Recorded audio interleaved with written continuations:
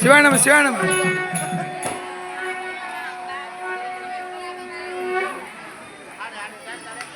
கொடுப்பா.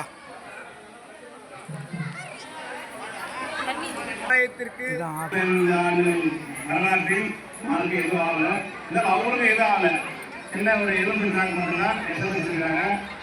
அமைதியா இருந்து அவங்க 2 பேரும் பூரணமான விவாதனை நின்று பார்க்குறாங்க. அதிகாரிகள் கூட்டு பிரார்த்தனை பண்ணலாம். அமைதியா இருக்கிறாங்க.